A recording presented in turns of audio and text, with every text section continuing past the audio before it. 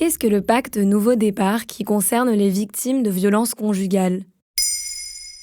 Merci d'avoir posé la question. C'est la grande cause du quinquennat d'Emmanuel Macron, l'égalité femmes-hommes ainsi que la protection des femmes face aux violences conjugales. Selon le site du gouvernement, en 2021, 122 femmes ont été tuées par leur conjoint, soit une tous les 3 jours. Par ailleurs, parmi les 22 femmes ayant tué leur conjoint sur l'année, la moitié d'entre elles avaient subi des violences de leur part.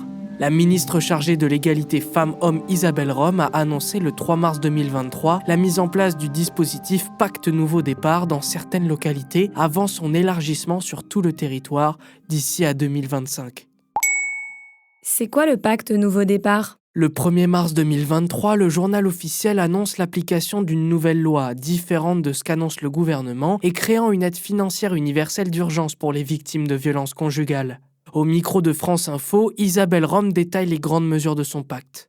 Il suffira qu'elles aillent voir soit une association, soit un médecin, soit qu'elles aillent à la police, soit même auprès d'un maire dans un village. Cette personne qui va les accueillir va pouvoir signaler cette situation, contacter un seul référent, et ce référent va déclencher auprès des autres partenaires toutes les aides dont elle peut avoir besoin. Il peut s'agir d'allocations, d'aides de retour à l'emploi, d'une garde pour les enfants, d'un accompagnement psychologique et surtout d'un hébergement d'urgence.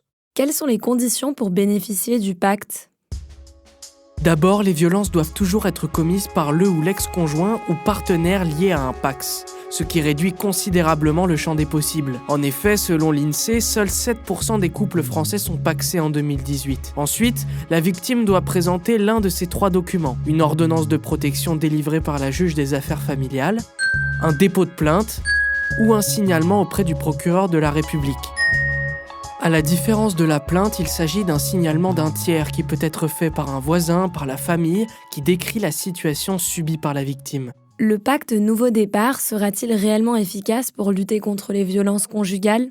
En général, selon la psychiatre Marie-France Irgoyen dans son livre « Femmes sous emprise, les ressorts de la violence dans le couple », les femmes battues sont souvent sous l'emprise terrible de leur conjoint. Dans une situation de violence conjugale, elles ont souvent peur de porter plainte pour ne pas l'envoyer en prison. Par ailleurs, les victimes ont rarement conscience que leurs symptômes psychologiques sont liés aux violences quotidiennes qu'elles subissent. Et quand elles décident d'en parler, elles ont souvent l'impression que c'est de leur faute. Selon Leila Djebrouni, avocate spécialisée en droit de la famille, sur l'ensemble de ses 30 ans de carrière, seule une femme subissant des violences est partie du domicile conjugal de son plein gré.